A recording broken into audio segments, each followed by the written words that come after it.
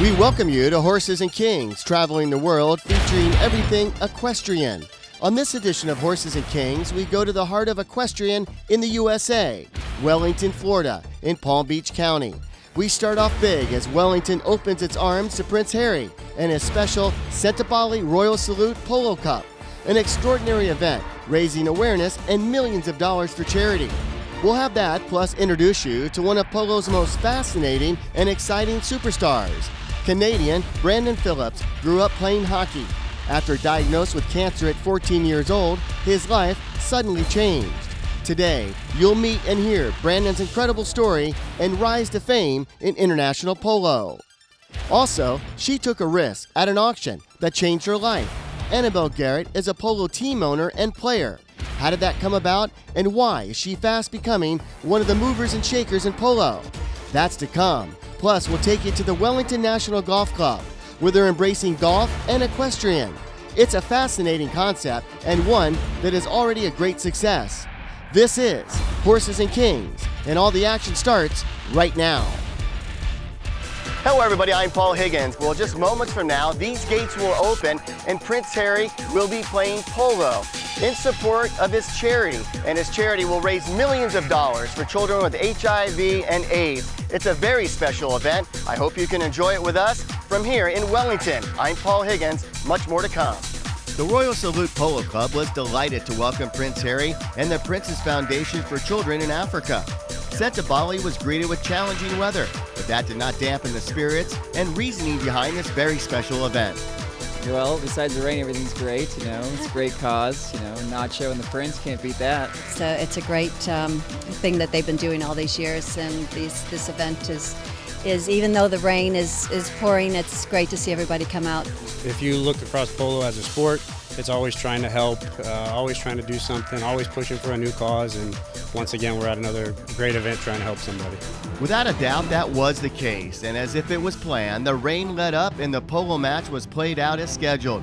The action, even though performed on soggy turf, was fast and furious, as it did not disappoint the polo fans on hand to support Prince Harry's Sentebale Foundation.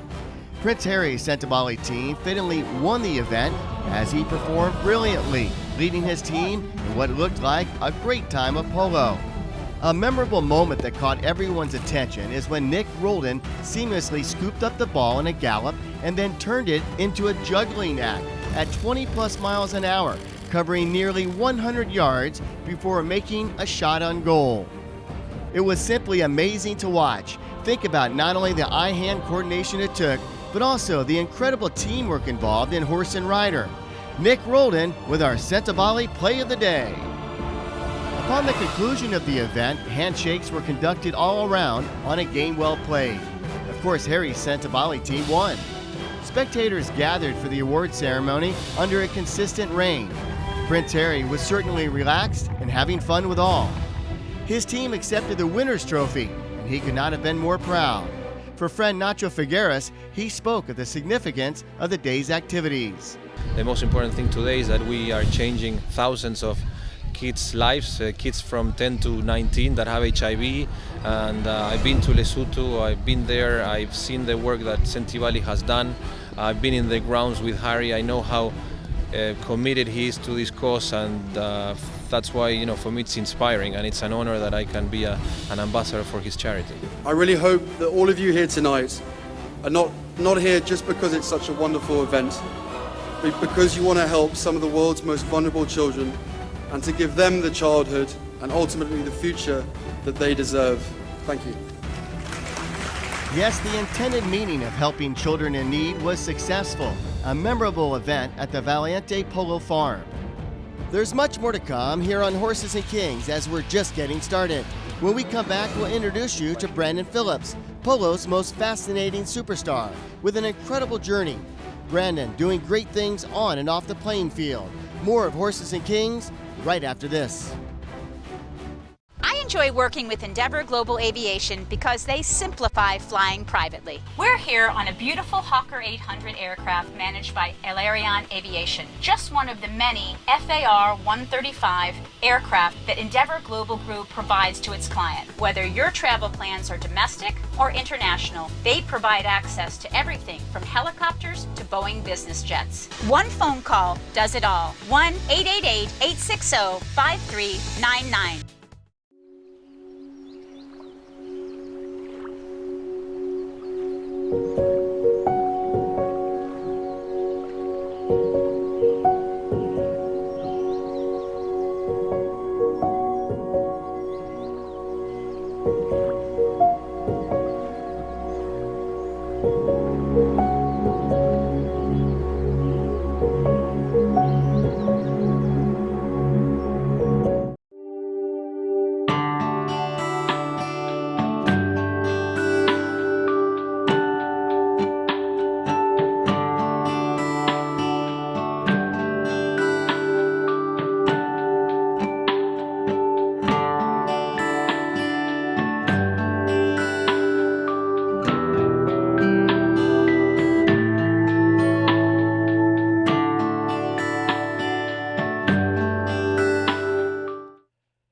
Horses and Kings is being brought to you by Martha W. Jolliker, Farm and Estates in Wellington, Florida. By Wellington National Golf Club. Visit them at wellingtonnationalgolfclub.com. And by Dewberry of Ireland, 75 years of craftsmanship. We welcome you back to Horses and Kings, traveling the world featuring everything equestrian. If you're looking for a poster boy in the sport of international polo, look no further than Brandon Phillips. Brandon, among others, plays for Annabelle Garret's Postage Stamp Farm Team. His road to polo came very unexpected. At age 14, the Canadian was diagnosed with non-Hodgkin's lymphoma and given just 6 weeks to live. Somehow, Phillips took on that challenge and beat it. In his words, God was testing him. Brandon survived the test and since established himself as a threat on any polo field. I had the pleasure of sitting down with him at Wellington National Golf Club to learn even more about his incredible journey into the sport of polo. I grew up on a horse farm just north of Toronto, Canada. So kind of remote, kind of playing hockey is what I was really doing, but my whole family's in with horses.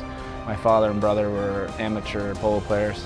My uncles are been on the Canadian Olympic team for show jumping. And so my mother fox hunts and my grandma, so everyone, we did some kind of equestrian in our family. And so just grew up with horses and then grew up playing when I started playing polo when I was 11 at home in the summers and just kind of a weekend warrior, fun stuff at a very low level. And then when I was 17, I got asked to come to Wellington, Florida and start playing professionally. So kind of just fell into it, didn't really mean to do it, but it happened. Brandon's modesty is a reflection of who he is and why he is an icon in the international world of polo.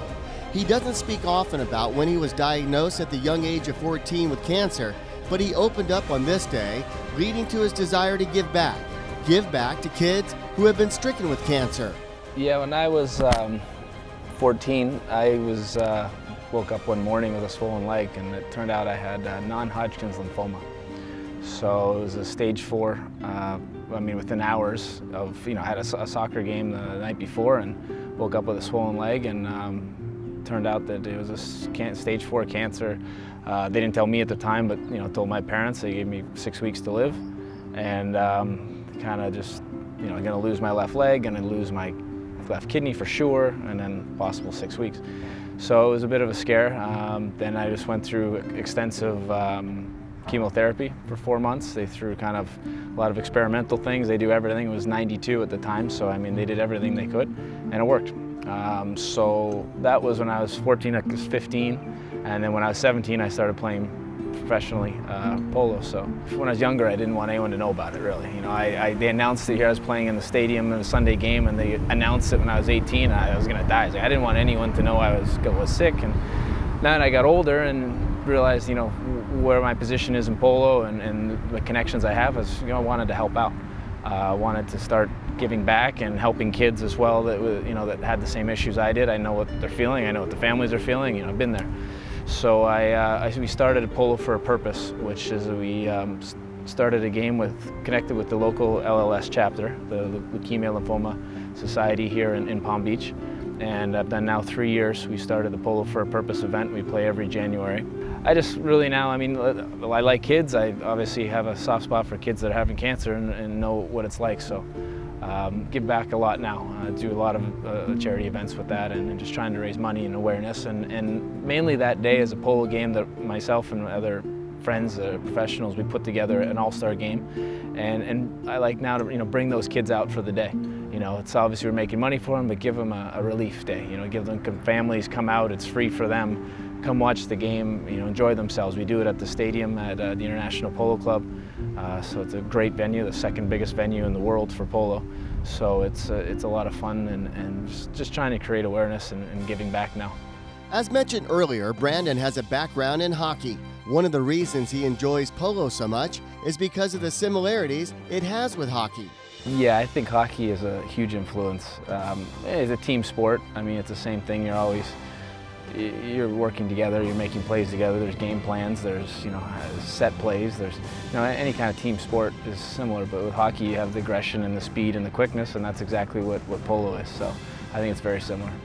Brandon has played in some high-profile games over the years, many hosted right there in Wellington. With Prince Harry playing in Wellington, it once again drew the attention and eyes to the USA Polo capital. To have Prince Harry come here to play, I mean, it's huge. Any time a name or world figure comes to a little town called Wellington, I mean, it's amazing. And what he's brought to the sport, I mean, Wellington is a huge equestrian area, and more so the dressage and the show jumping is the biggest. And polo, I'd say, is probably third, and we're always trying to grow the sport. And to show someone of his stature, of his knowing to come here and participate in polo, and that just puts Wellington on the map and polo in general. I mean, it's a huge boost for the sport and also the town. I mean, it's great to have him here. Without question, there is a certain synergy between horse and rider. These horses are treated extremely well. Heck, life is good, real good, if you're a horse in polo in Wellington. I wish I was pampered as much. Quite honestly, there is a kinship between horse and rider that both enjoy. The level we play at, I mean, the horses have to enjoy what they're doing, because if they don't enjoy it, they wouldn't be good enough to do what we're doing at our level. So the horses are just as competitive as we are. I mean, you'll be running next to one, and they'll automatically start pushing into each other and try to pass each other. And so it's fun. I mean, it's fun just to see the competitive of the horses. They have to be good and they have to enjoy it, because this level, especially here in Wellington, it's the highest in the country. It's one of the highest in the world, what we play here. So they really need to enjoy what they do for us to use them. Athletes of the caliber of Brandon make this look so easy. That's why they are the professionals. But in all reality, riding a horse and doing it this well takes extraordinary talent. Add a stick, a ball, and other players' horses on a field, and it goes to another level. You come to a game and you realize how fast it is. We're going 30, 40 miles an hour. We're crashing into each other. You have a ball going over 100 miles an hour. It is extremely physical, extremely dangerous, but it's a great spectator sport. I mean, to watch and you have horses running by you, you literally can be sitting 20 feet from the field and have them fly by you, and there's 8 horses flying around. It's a real contact, aggressive sport. So you're excited, you want to play. Is that even possible? Most definitely, as Brandon explains. To be honest, there's many small clubs throughout the country. Most people don't even realize they're there. I mean, even from bigger cities. I played in Santa Barbara in California, and I mean, anyone can play it. There's no rules for anything. It's just a matter of getting with the right people, getting to your club. I mean, it's like we said with hockey. I mean, you got to learn how to skate before you can shoot a puck. So it's getting your riding going. Start with, there's many professionals, especially here in Wellington. I mean, there's hundreds of us around here. We all give lessons. We all try to grow the sport as well. So it's a matter of just making contact and come to a game and basically just walk up to one of the players and just say how. I mean, most of us have the means to help and teach and bring people into the sport. One person that was uniquely brought into the sport is Annabelle Garret. How did she get involved? When we come back, you'll hear her story and learn how she's involved in 2 ways. Plus, a little later, a country club combining golf and equestrian. More of Horses and Kings right after this. I think what we're very fortunate here in Wellington and what makes it special is that during the winter months, the whole world congregates in Wellington. So it's really the only place in the world where you can go for a long period of time, more than just a week, and have all the top competitors from all over the world competing in the same town. You can watch dressage on a Friday night, show jumping on Saturday, and high goal polo on Sunday. I find it like really an honor and a privilege to be able to work with the quality of clientele that come to Wellington.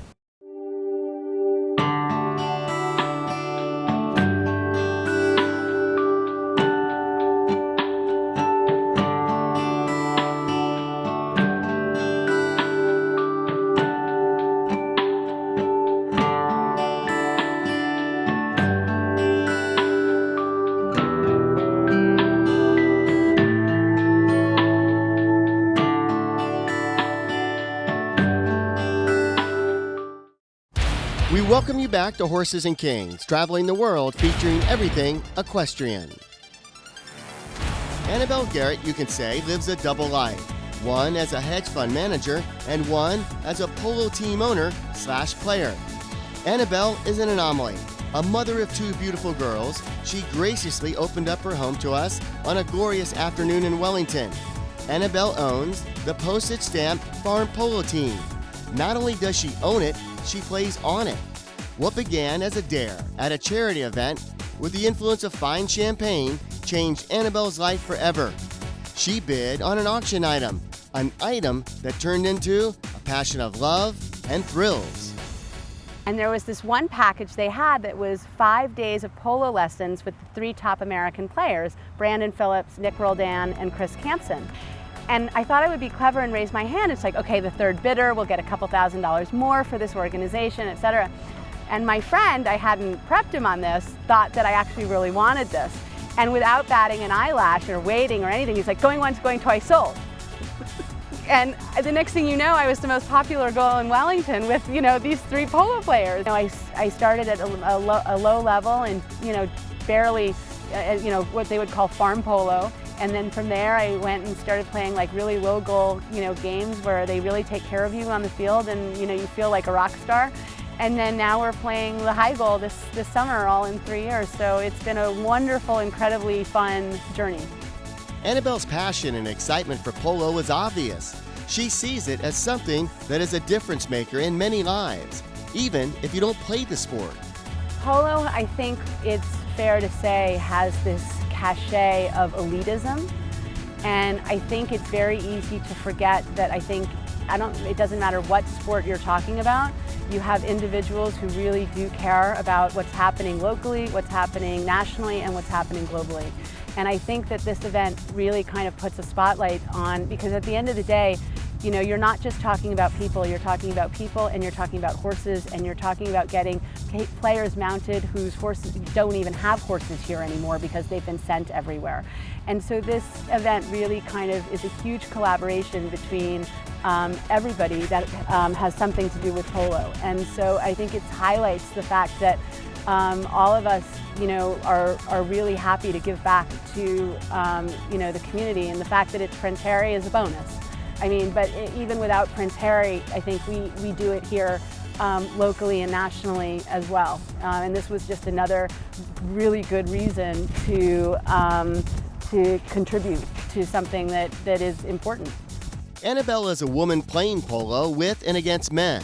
This is an achievement in itself, and one that she hopes encourages other women to play. It is a very physical sport, and there's a wonderful rush to it. But what I like is that it is also a mixed sport, and a woman can play with her abilities just as hard as a man. And that, I think, is not true in many of the sports, or maybe it is, but it's not allowed, or whatever the rules are. And this is one of the sports where it is allowed. And I don't want to just be a great women's polo player. I want to be a polo player. It takes 2 to play the sport, and yes, you're correct. The horse is the main component in the beauty and physicality of the sport of polo. The bond that takes place between horse and rider really can't be explained. It has to be experienced.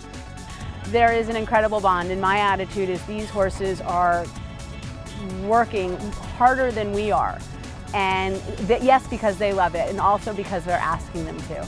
And you know, this year we actually lost one of our best horses on the field. And I'll tell you, everybody from, you know, us, you know, to the grooms, to the outside players, we're all on that field trying to revive this horse, and you see how much everybody respects these animals and how they are gentle giants. And if they don't want to be doing this, they won't be. And so I think there is, it is all about them. So, you know, I like to kind of show my appreciation to them by spoiling them. The polo community is just that, a community, a group of people that share the same commonality of loving something they do and celebrating it each and every time with their friends and family. Polo is a lifestyle, and you all travel together, you're a family, and very different than show jumping, where I would say it's much more individualistic. At the end of the day, in show jumping, when you're in the ring, it's just you, and you have 60 seconds to make it or break it, right? And in polo, I mean, that was like kind of one of the first things that I had to come to grips with, is that when I miss that ball, I have a whole hour left to get it right, which is kind of refreshing and nice. But it's also, you know, it's not only about the players, it's also about the sponsors. And some of the sponsors that I've met are just incredibly generous, interesting people. And, you know, not only from a social standpoint, but, you know, there are opportunities. I would say probably at some point, every sponsor will say, I've gotten some business deal or something out of it. It's kind of like, you know, people go, for the same reasons people play golf, you know, it's a smaller, you know, more unique group that does this. But for sure, it's a wonderful, wonderful community environment, and everybody's always rooting for the other person. I mean, it genuinely. You know, and you hope that they kind of succeed, and you always want to see like that new person kind of come up and join the club. Speaking of joining the club, when we come back to Horses and Kings, we visit Wellington National Golf Club, where the new owners are combining golf and equestrian.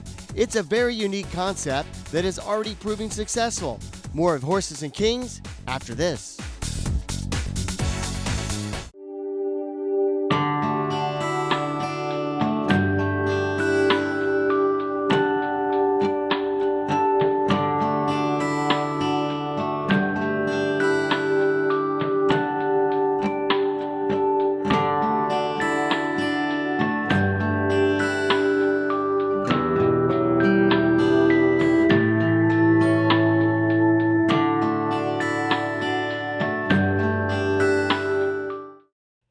Horses and Kings is being brought to you by Martha W. Jolliker, Farm and Estates in Wellington, Florida.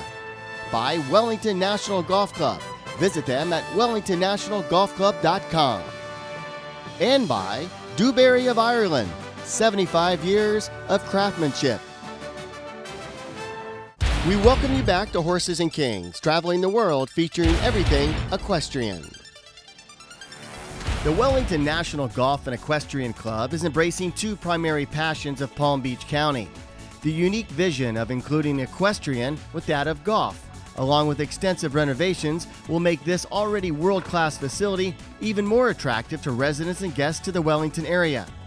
We had an opportunity to learn more about the future of Wellington National Golf and Equestrian Club when we gathered for a showcase on the 18th fairway. It was a teaser to what will become the norm at Wellington National Golf and Equestrian Club. Doug Marty and Chip Smith are the co-owners of this venture, and they see an amazing opportunity for all that are involved, including guests and club members. Co-owner Doug Marty told us the story of this venture. We actually tried to buy another course. We were in the process of trying to purchase two courses, and unfortunately one of them didn't work, but the old Binks course, which is now Wellington National Golf Club, it did work, and we think we made a great deal for us. It's going to be a great deal for the community and the village of Wellington, and it's going to be a great venue and experience for our future club members. There's no doubt about that. Doug and Chip are unique in their ownership.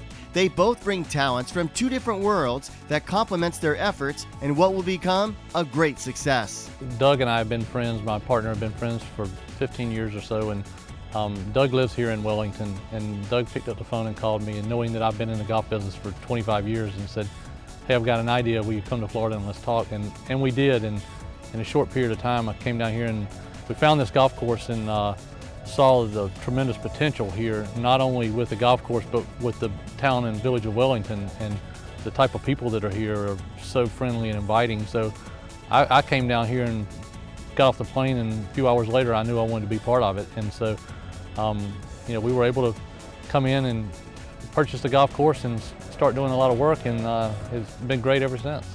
Yes, their immediate goal is to make this course the best possible golf equestrian environment possible. And with that said, Doug Marty's partner, Chip Smith, is no newcomer when it comes to turning golf courses around. He most recently accomplished this task in Myrtle Beach, South Carolina. We've done quite a few golf courses over the years. One of the most notable was we purchased TPC Myrtle Beach from the PGA Tour in 2006, and wasn't in, I would say, the greatest condition when we got there. And we went in and did a renovation there on greens and bunkers in a lot of areas, similar to what we need to do here. And within a 1.5 year time period, it was the TPC Network's only 5-star rated golf course by Golf Digest. So proud of it, and we enjoy doing that side of the business. So it's we think we got a lot of fun ahead of us to make this a world-class golf course here. We've got one of the largest facilities west of in the western Palm Beach area now. We're only going to expand that, make it better. We're going to end up with 2 restaurants. We're going to have the Champions Bistro overlooking the 18th green with both indoor and outdoor seating. And we're owners, operators. There's a difference. Some people own golf courses, and for whatever reason, if you're an owner and not in the business daily, every day, they tend to seem not do as well. But we're owner operators. We're here day in, day out, and that's why we're going to be successful. Doug and Marty have ambitious plans to recapture the allure of this course, a course with some notable names behind it. Johnny Miller and Gene Bates designed the golf course and did a really good job with the routing of it. It is tight in places, but it's a really good golf course. It's a shot maker's course, and I think a lot of people that have played it will say great things about the layout. Along with the great layout, Chip and Doug have opened up their arms to the equestrian lifestyle. Yeah, well, when we purchased the golf club, we felt like we wanted to be a really big part of the community. So that's why we tied Wellington in, and as you see in the logo, we tied the equestrian side in as well, because it is the equestrian capital of the country. So we thought it was a good tie, and we want to be good partners in this community, and that's where the name came from. We look forward to our next visit, and yes, many future events. To learn more, go to WellingtonNationalGolfClub.com. Well, that about wraps it up for this edition of Horses and Kings. So happy that you could join us. On the next episode of Horses and Kings, we share with you some very talented equestrian riders, as these are the stars of tomorrow. Plus, we'll have more from Wellington. For Horses and Kings, I'm Paul Higgins. Thank you so much for watching.